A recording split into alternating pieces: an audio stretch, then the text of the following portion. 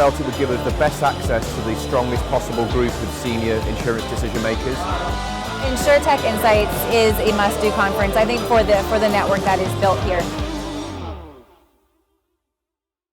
Welcome to the next session of the first day here at ITI 2024.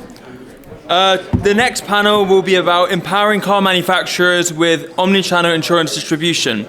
I'd like to invite the panel up to the stage. We've got Guilllaume Roux and Andreas Mathiesen, Raphaele Carreau, and your moderator Douglas McKenzie. Let's give the panel a round of applause. Thank you very much. Okay, well, thank you everyone for joining us just before lunch. I hope you guys are hungry to find out a bit more about how car manufacturers are going to be really leveraging an omni-channel insurance distribution as insurance for one of the largest products you're going to have in your life, especially for Gen Zers. It's going to be increasingly important to offer up a seamless way of doing it, and I'm really excited to kind of understand how we're going to get to that point. So I want to introduce, or get our guests actually to introduce themselves. So if we could start, Raphaele, could you please tell us a bit more about and your role, please? Yeah, so Raphaele Carreau, I'm the head of insurance for Mobilize Financial Services and the CEO of Mobilize Insurance. Mobilize Financial Services is actually the financial captive of the Renault Group, so providing all the financial services, financial solutions, services and insurance to our customer, private and professional. Absolutely amazing. Thank you very much. And also we've got Guilllaume. Guilllaume, could you please tell us a bit more about Qover and your role? Yeah, so I'm Guilllaume. I'm the head of Automotive and Mobility at Qover. Qover being an Insurtech, working and supporting OEM in building global and digital insurance programs. And yeah, that's it. Absolutely amazing. And lastly, we've got Andreas from Volvo. Andreas, could you please tell us a bit more about your role too? Okay. I'm Andreas, head of insurance within Volvo Cars, Global Commercial Transformation. So we are transforming the way we do business from first our core products to electrification, and then we change the way we do business. So that's where my focus is, to direct sales. Absolutely amazing. I think we're really going to be, focusing in on how much of a change this is truly going to be for the car manufacturing industry. But we should really kind of set a baseline here for this, what's at stake.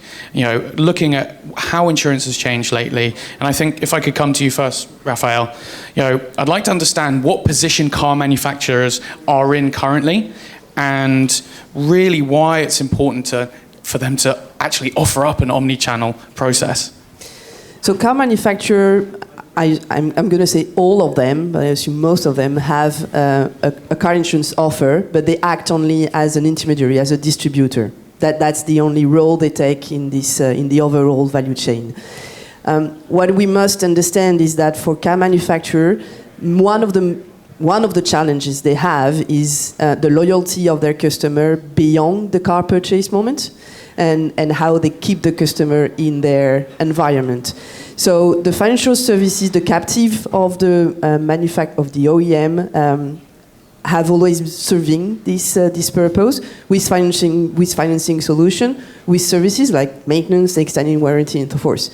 And this is mastered, or kind of. And what comes now is the car insurance. And it's obviously, when a customer uses car insurance, is in trouble, right? So it's actually when the OEM has a chance to win a lot of points in terms of loyalty. And the other challenge is obviously, but it's linked, is to control the customer experience. And they want to have in the journey, in the experience of their control, more of the customer, more control over that and more ability to make it better than what it is today. Also, as you said, a positive experience with your manufacturer and insurance provider, rather than when you're having the worst day of your life, actually remembering the brand as a positive force. Yeah. So I think that's looking at exploring new sides of sales and distribution. Andreas, if I could come to you and kind of, could you explain this new agency model and how it contributes to a more digital approach and really kind of understand, because you mentioned that in your introduction, how you're changing? Well, for us, we've been doing business in the same way for 90 years, basically. We try to produce as good cars as possible and then try to sell them externally to a retailer, and then they negotiate with the customer. So what we're doing is that we want to take full control over the customer journey and thereby take control over the offer as well. So, and by doing so, obviously then we steer when is appropriate to introduce the insurance part, how can we use the insurance to give a superior customer experience over time when something happens, because, you know, things will happen to the car, and we want to, you know, the retention for the customer as long as possible, of course. I think, I mean, imagine someone before me earlier said here on the stage that, you know, electrified cars are basically software with 4 wheels. I tend to see it a bit more complex than that. But if you instead imagine, like, what if you use the software in the car to actually achieve a proactive customer experience in case something happens? As a customer, the car would, you know, take data from the cars, saying that you seem to have, Douglas, you seem to have this kind of damage or error or whatever, please confirm, yes, and then we can appoint a time for you to repair the car, you know, on Friday or whatever, and then we can optimize the logistics in behind. So obviously we have a lot of interest here to give a superior customer experience, I think, and we're just scratching on it right now, I would say. That is fascinating, to have your car kind of self-diagnose itself, and then you already, you know, are in the position to be like, look, we can offer up that service to help you out. That's going to change the lives of so many people, and that's going to raise some incredible customer experience journeys and customer expectations. And Guilllaume, I've really got to get your perspective here. You know, when we're going to be, you know, dealing with those kind of levels of customer expectations, what will these critical features be when it comes to an omnichannel experience? What's that customer journey going to look like? So first, each OEM is unique. They have their own strategy, their own brands, they are addressing a specific segment of customers. And so there is no standard perfect customer experience. It's always up to the OEM to define their own strategy, their own customer experience that fit with their values, with their brand. That being said, all OEMs share the same objective, which is making insurance a natural, making customers purchase their insurance and make it super natural for the customer to do so. And in doing that, there are a few guiding principles that OEM can follow. The first one is that insurance needs to be seamless. And so it means that all the steps to get a quote, to subscribe a policy need to disappear as we make it fully embedded into the OEM ecosystem. The second principle is omnichannel. No big surprise here, but the idea is really to leverage all the possible distribution channel to push the insurance product to the customers, and to do it through multiple touch points, because you need to be able to target the right customer at the right moment, and if you have only one touch point, it's almost impossible to do it. And so in terms of customer experience, it means starting with dealerships, which have been the main distribution channels for OEMs for their insurance programs, and it still remains a super valid distribution channel, because all the customers, even if they are part of a global and digital experience, they all go to a dealership at the end. So it remains a super valid distribution channel, but here you can bring some tech to really augment this very traditional, classic distribution channel. And of course, you need also to be able to push insurance through all the other digital channels and digital touch points that OEM have developed with their customers.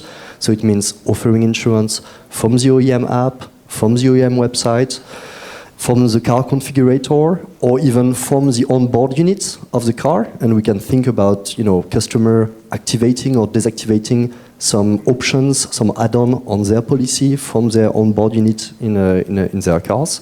And last but not least, the last guiding principle is continuous improvement.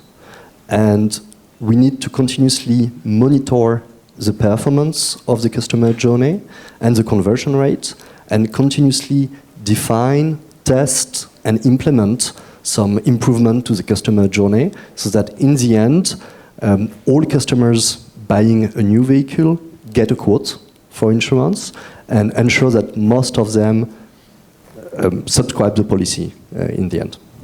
I mean, to take on from one of your earlier points there, it's fascinating to see that, you know, we're trying to work to an end-to-end solution here where the car manufacturer owns all parts of the chain, and yet they're still having, at this point, to hand over the insurance selling part to the dealerships. So it's interesting to see how these granular touch points are going to increase in the future.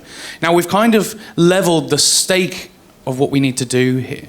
You know, what the benefits are and the challenges. But I think we've now actually got to understand how we're actually going to get to that point. And I'm going to stick with you, Guilllaume, on this and kind of understand how can car manufacturers actually leverage tech companies or insurtech companies to, you know, actually kind of support this building, this operation of this program. So first, I think we need to look back a little bit in the past and what OEM have been doing with insurers. So OEM distributing motor insurance, this has been always there, and there have been programs for the last 15 years. But in the past, OEMs were relying on insurers to provide the tech for distributing insurance. And it was a challenge for OEM because they were not really able to build global and omnichannel customer experience. First reason, motor insurance is a multi-local business, and so OEM were always working with one insurer per market, and so it was making it really complex to harmonize the customer experience across the markets and also to create synergies between the markets. And the second point is that insurers are not tech companies, and most of the time the tech provided by the insurers was lagging behind because of the legacy system and the legacy infrastructure of insurers. But what is really exciting in the last couple of months, couple of years, is that OEM now starts to really take over the tech for the insurance, and they are really putting themselves in the driving seat when it comes to orchestrating the insurance program, and it really enables them to be much more ambitious when it comes to creating omni-channel customer experience and also innovation in terms of products. So to answer very specifically to your question on how they can do it, there are basically two options. There are a bit more than two options, but let's stick to two. So first one is OEM developing in-house the entire tech platform to enable that. And they can do it either fully internally or by leveraging some solutions on the market and then implement it internally, configure it internally. One option, but which is usually costly and a long process with a lot of heavy liftings, a lot of risks, because it's huge IT transformation, huge IT programs, so it always comes with risks. And usually it takes a couple of years for the OEM to be able to launch a program across different markets. And the second option is basically for OEM to collaborate and work closely with some insurtechs or tech providers, and then the OEM can leverage the existing tech solutions from these players, and they have the flexibility from these players, and OEM can even go further into the collaboration with these providers, and they can really consider these providers as an outsourced insurtech, you know, where they are delegating all the dirty tasks of setting up a tech platform and doing all the delivery. So it's bringing flexibility and flexibility to the OEM. I mean, it's absolutely, it's such a big question. And just before we dive into that question, I just want to remind the audience that in the bottom right of the screen, you can see the code for the app to log some of your audience-based questions, so you don't have to do the awkward hand up at the end like school. So now, Guilllaume has kind of brought up this idea of what are these car manufacturers going to do? They're going to talk about either building it themselves or maybe partnering, and I really want to get that perspective. And Raphaele, if I could come to you first, and Andreas, we're also going to get your perspective too, so jump in whenever you feel right. I see this in the banking industry as well. The build versus buy model is just talked about so much.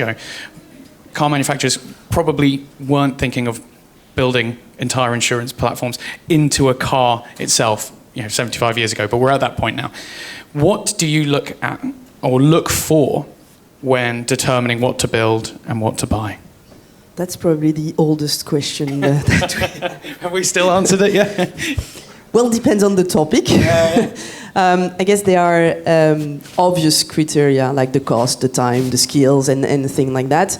But Guillaume touched a number of points that are really valid. The car insurance is not a simple industry either, right? The car, the OEM industry, is definitely not simple either. So one of the items we really want to look at is the capacity of this potential partner to absorb, I would say, or to deal with this complexity integration. Because we have the car, but we have all the after-sales words in the OEM, and that's quite a complex. And if we want to make the customer journey as seamless as we hope for, we need to onboard all this after-sales environment, and this is a complex one because that includes the dealership, and that's a lot of diversity. You mentioned also the local versus global. We have, at least at Renault Group, this ambition to be much more global and to offer sort of the same experience whatever the country you're in. So obviously there will be differences, but yeah. And not all partners are able to do that. Surely not, if I may, the traditional insurer, but not all the Insurtech either. So that's also something we need to measure. And I think that's most of the items. Yeah, it's fascinating to see. You're looking at this not just from a singular country, domestic level. You're looking at it across various different providers across the world. And Andreas? Yeah, well, I think I agree with what you're saying, both of you actually. But at the same time, I think when referring to how OEMs are acting, I think we need to consider also that OEMs are very differently successful in different regions and markets, which impacts a lot. And I can only answer for myself, but we are extremely successful in the Nordic region in terms of integrating insurance. So just as a number, we have 90% penetration on private consumers, which is unbeatable in other markets for various reasons. But it's fully integrated already. So when we go online, go direct, then we need to replicate and make sure that it's as simple for a customer and as intuitive to actually do that also for when they buy direct from us, when we set the price on everything, except for maybe the insurance, but depending on the model. While we are in other markets extremely unsuccessful, like US, for example. So it's, I think it's I think this problem sort of needs to be approached in different kind of strategies depending on, or tactics depending on how successful you are at the moment. I mean, I have 500,000 cars insured just in the Nordics, so. It probably also depends on over this value chain what the OEM wants to catch. And okay, you have the tech and you have the offer, but if you deep dive on that, you obviously have different bricks. And not all OEM wants to cover everything, and that depends on that. So, and obviously the tech part is probably the easiest to outsource, if I can say. There is always a tendency to own that tech and do it ourselves. So OEM has a different view on that.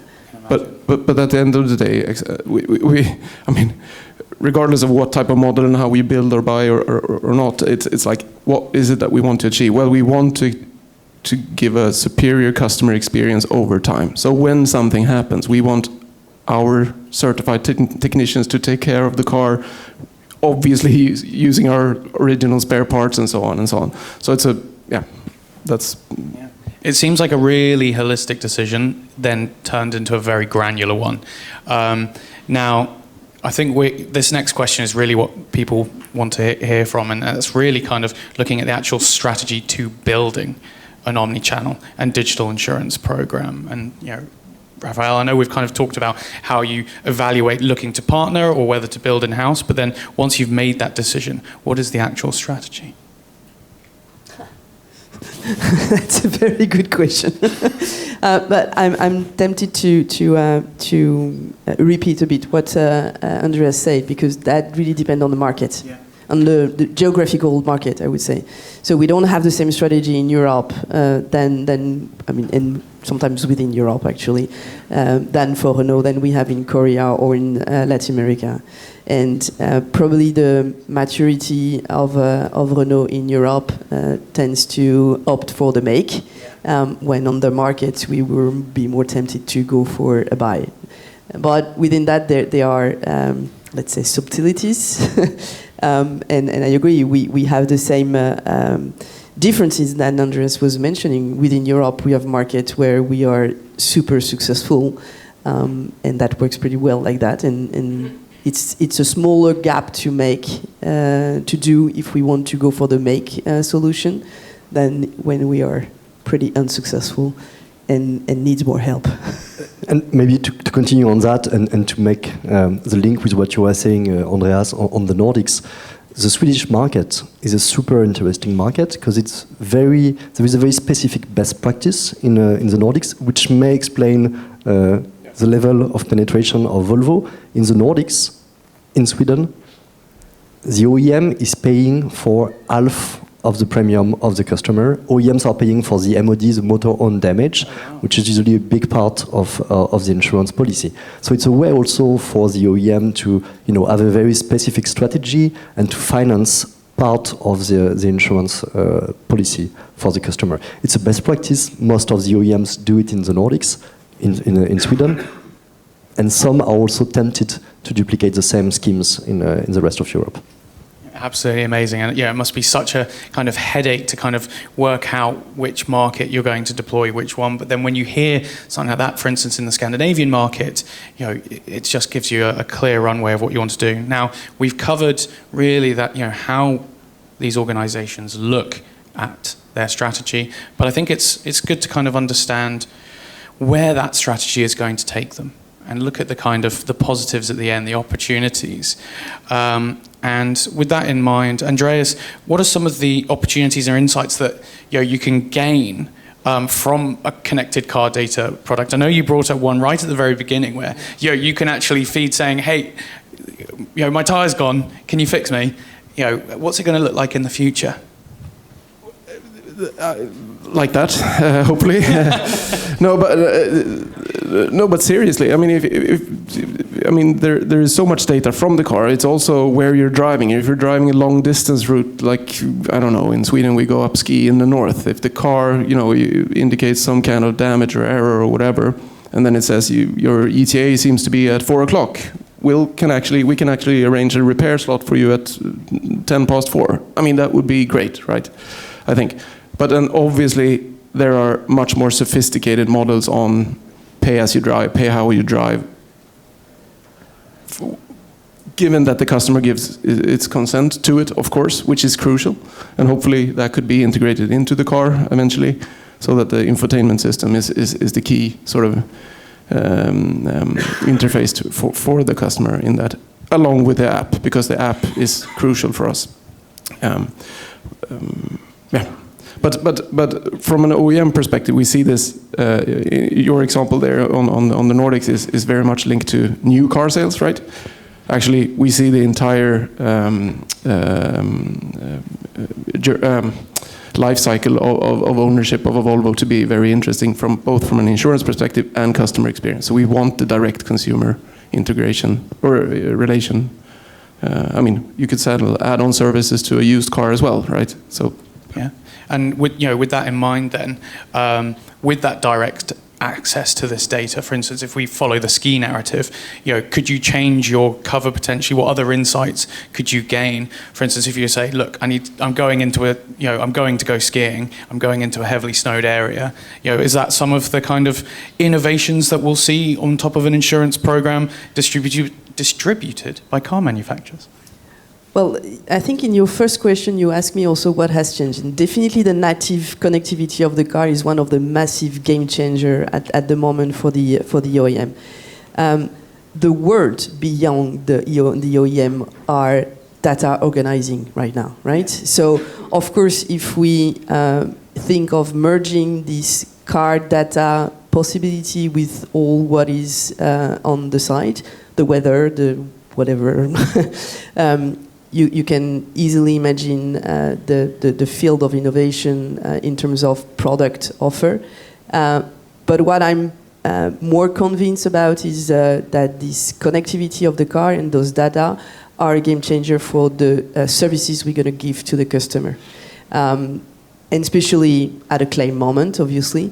This is when it needs you the most, and this is where you can be the most effective also with the data available and with the connectivity of those data into our complete ecosystem, including the repairer, obviously. So for me, the customer are expecting a better price, as always. But this is like once a year, I would say. But when it comes to the claim, that's where you're going to make it really loyal to the brand. I mean, that's going to be fascinating. Imagine, telling the repair, person that's come out, being able to offer up that insight, being like, this is broken, and they don't have to do any soul searching effectively on that. But you did bring up, obviously price there, and I think that's going to be, for a lot of customers, it's going to be something that they're thinking about currently. And Guilllaume, I've got to get your perspective here. Is there any opportunity to actually develop this kind of pricing model rather than just be a once a year kind of thing into a more granular kind of pricing structure? Differentiating products and pricing is key for the OEM because it's the way to boost the attractiveness of their products toward customers.